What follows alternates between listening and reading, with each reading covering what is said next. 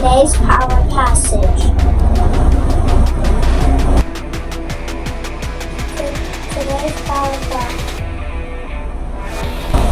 Today's connecting passage. The Bible in a year.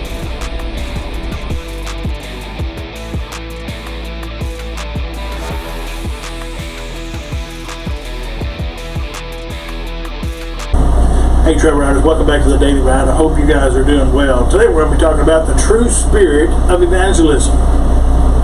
The power passage comes to us today from Matthew 5:13 and 14, which says, "You are the salt of the earth.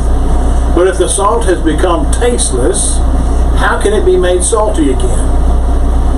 It is no longer good for anything except to be thrown out and trampled underfoot by men. You are the light of the world. A city that is set on a hill cannot be hidden."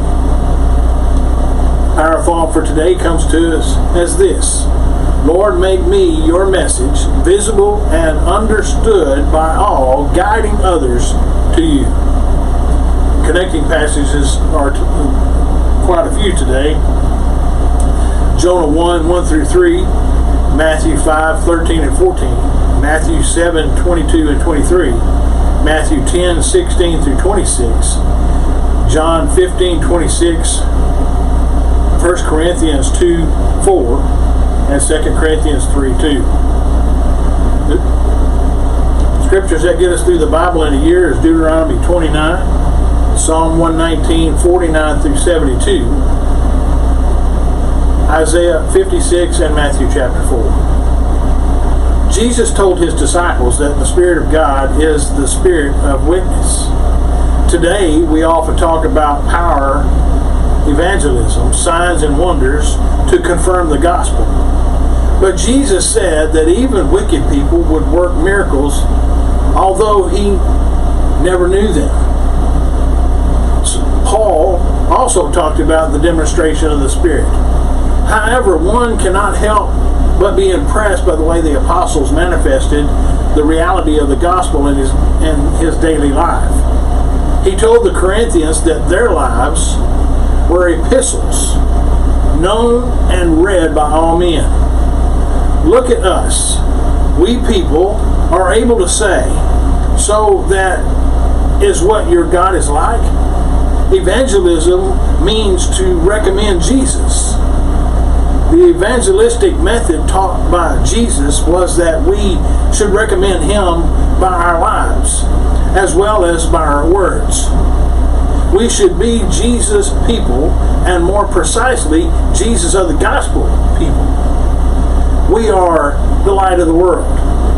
There should be no other options. And as you go, preach, saying, "The kingdom of heaven is at hand. Heal the sick, cleanse the lepers, raise the dead, cast out demons. Freely you have received, freely give." You will be brought before governors and kings for my sake, as a testimony to them, to the Gentiles. But when they deliver you up, do not worry about how or what you shall speak, for it will be given to you in that hour what you shall speak. For it is not you who will speak, but the Spirit of your Father who speaks in you. Jonah fled from the presence of the Lord, but he carried the light in his soul that somehow shone through. He concealed his testimony from the captain and the crew of the ship that he had boarded at Joppa. But Jonah knew God, and that came across even when he tried to run away from God. The crew of the storm-tossed ship sensed it and caught the vision. This is God's call to you and I today. Catch his vision for the world and be his tools to bring the lost to Jesus. Our thoughts for a quiet time passage comes from John 13 verse 7, which says, "What I do thou knowest not now, but thou wilt know hereafter." Theodore Cooler says this: God keeps a school for his children.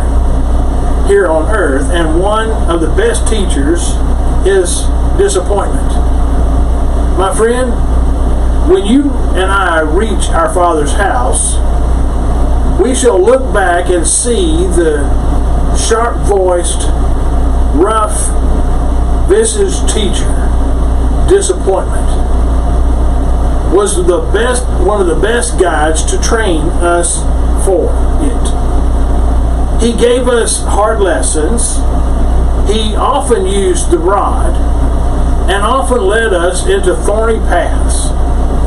He sometimes stripped off a load of luxuries, but that only made us travel the freer and faster on our heavenward way.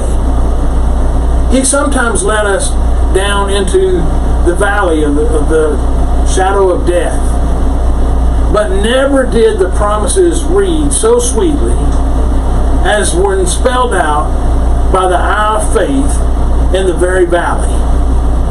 Nowhere did he lead us so often or teach us such sacred lessons as that at the cross of Jesus Christ.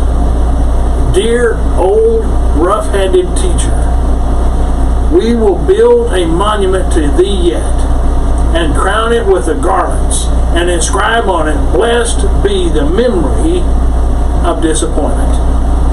God bless you guys. I hope you'll continually follow me here on the daily ride. We'll see you on the next trail ride.